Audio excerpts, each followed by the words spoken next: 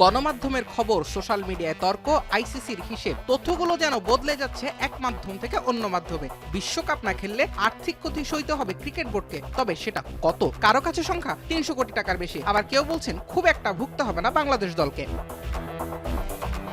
বিশ্বকাপ না খেললে ঠিক কত টাকার ক্ষতি হবে বাংলাদেশের? এখন টিভিকে বিসিবির দুজন পরিচালক জানিয়েছেন নিজ নিজ মতামত। দুজনেরই মন্তব্য, এখনই এই ক্ষতি নিরূপণ করা কঠিন। আর্থিক ক্ষতি, আপনি একটা জিনিস আর্থিক ক্ষতি আপনি বলতে পারবেন, তার কারণ হচ্ছে যে প্রথম খেলা চলাকালীন সময়ে খেলার ভিতরে খেলার যখন স্ট্যান্ডিংটা হয় তখন ওই স্ট্যান্ডিংয়ে বিসিবির একটা অংশ থাকে। এটা তো ওরা বলতে পারবে, ওদের সাথে কার সাথে কি কন্ট্রাক্ট, এটা ভেরি ডিফিকাল্ট।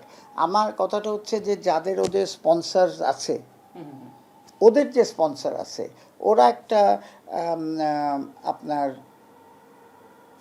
চিন্তা করছে এত ক্রাউড হবে। যদিও দুই পরিচালক জানালেন খরচের অঙ্ক কখনোই গণমাধ্যমে প্রচারিত ৩০০ কোটি টাকার সমকক্ষ নয়। বিশ্বকাপে খেলতে দেয়া হচ্ছে না, এই কারণে আমরা ৩৩০ কোটি টাকা লস করব, এটা সত্যি না। ক্ষতিটা কত, মানে কিছু তো হচ্ছে আপনার সরাসরি ক্ষতি, আর কিছু হচ্ছে সেকেন্ডারি ক্ষতি কত সেটা এখন বলতে পারবো না। আমি কিভাবে বলবো এটাকে, কারণ এটার দাম আমাদের কাছে আসেনি। আমরা ওই আইসিসির ওই পর্যায়ে তো যাইনি এখনো কিছু। আমরা আননেসেসারি, আমার মনে হয় যে আমরা আগাম কথা বলতেছি।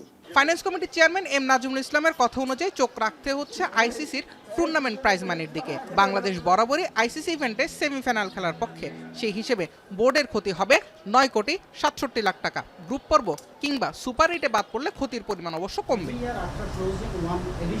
অবশ্য ২০২৭ পরবর্তী চক্রে আইসিসি থেকে বিসিবির জন্য বরাদ্দ কমতে পারে, এমন শঙ্কাও রয়েছে দুই পরিচালকের।